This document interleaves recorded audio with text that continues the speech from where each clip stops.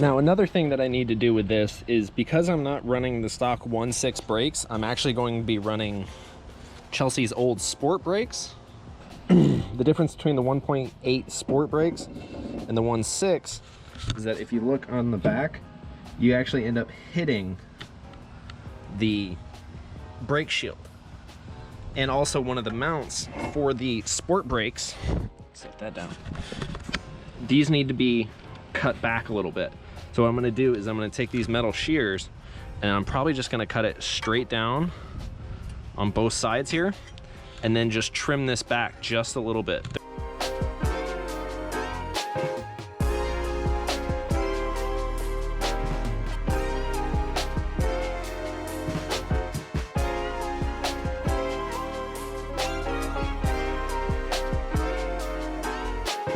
For the brake shield, you can see it, yeah, you can just see it just clears. I think I actually might bend it straight just to give it a little bit more clearance, but I may just leave it like that. That way I don't really have to worry about it as much. So now I'm just gonna set this, I'm gonna try and set this behind there. That way I'm not spraying everything black. There it goes. And then I'm just using flame proof, just high temperature heat. And then all I'm gonna do is just lightly coat it, just to help make sure that I don't get any rust spots that end up forming or so on and so forth. And then do the same down here.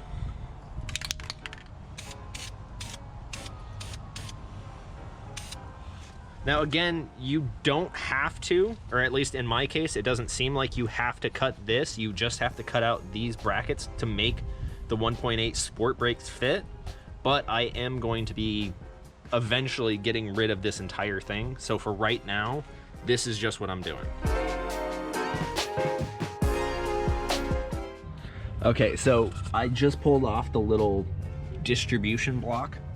This is the old one, and this is a sport brake line kit that I got on, I think it was Facebook or Craigslist, for like 30 bucks for all four.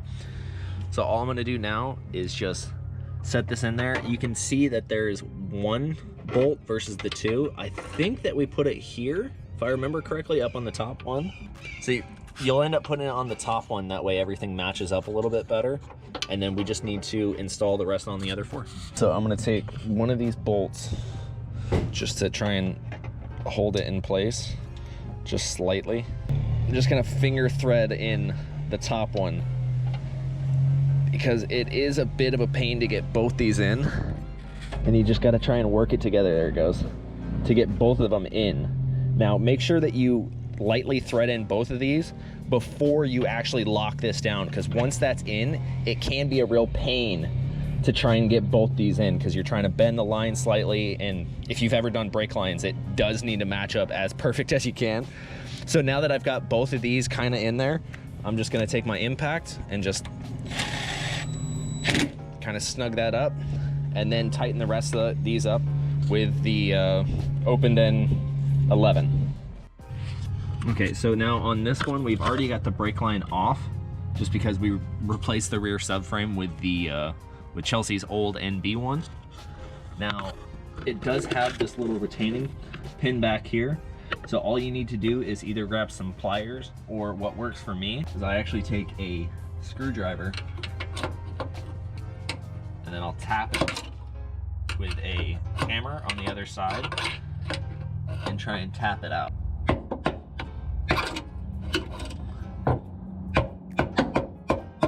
Which, now that I can actually get the screwdriver onto it, I can just pry it out from here. There you go. Now, this will come out. Now, when installing these new lines, you want to make sure that you have it oriented in a specific way, so that whether, you know, your tires, especially in the front, when you go to turn, they're not going to bind on them and end up getting, you know, crushed or pinched, whatnot. So, but for mainly in the rear, I should be fine to run it in a position kind of like this. So as you can see, the brake line basically matches right up. One thing about this brake kit is you can see it is not perfectly square on all of them. That top one is a little bit rounded, which on this one, it matches up, but it needs to be shaved down just a little bit more. So what I'm gonna do is go at it with a file and just take it down slightly until it fits all the way through. And the only reason for that is once it slides through, because right now I can't get any part of this to go through, and that's the only part holding it up. So here you can see where I just shaved down just the tip of it, just a little bit. And then I'll make sure that I got this oriented right. So now looking at it from here, so when it slides through, it actually fits perfectly, because before it wouldn't even go to that. And now it's nice and tight, that'll hold in, and we'll get that pin on. Now we just have to get this line in.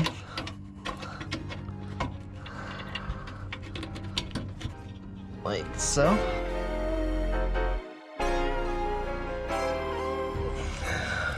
There you go. The next thing that you want to do is take your 10 mil and loosen this bolt before you try and pull out the little holding pin. I'm not sure exactly what it's called. Otherwise, you're gonna have one hell of a time trying to get that off. Which, it looks like this is not gonna be fun because this is stripping on me. So, slight problem. This is just wanting to spin on every single corner. Now, I've had this happen before on Chelsea's Miata, and what we did is we ended up just cutting it out, putting on a new brake line. That's probably what I'm gonna have to do, because every single corner of this is not wanting to budge.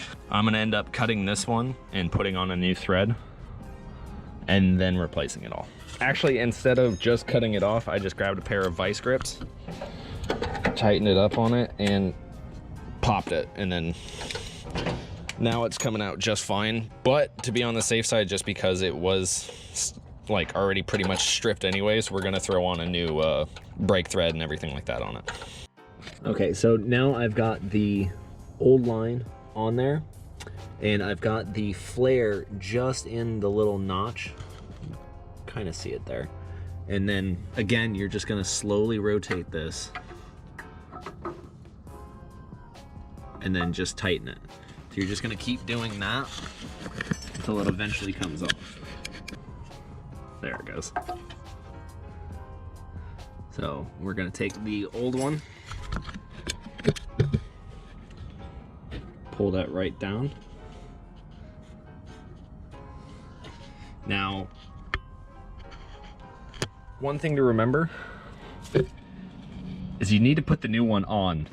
There have been multiple times that I've gone to do this and I forget to put this on, and then I have to redo all of this again. So make sure that if you are going through this scenario, put on the new fitting, then crimp it, do all that, because you will end up having to redo it.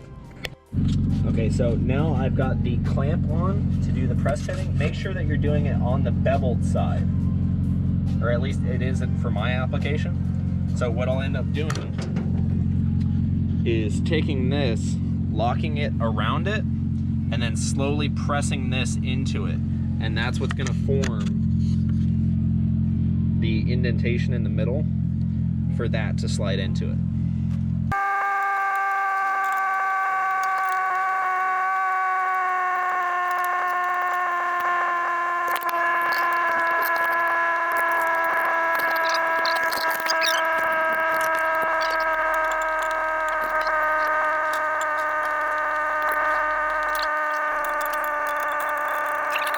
So there we've got the flared nut on it. So doesn't feel like there's any rips or, nope. So now, just as a test fit, we're gonna take this, just make sure nothing's messed up. Threads in nicely, and there you go. Because the only amount that we took off after mixing it up was that. So we're still keeping basically the same space, but that's all the material we lost off that. So now I'm gonna end up putting this on correctly through this hole here, and then we'll get this mounted.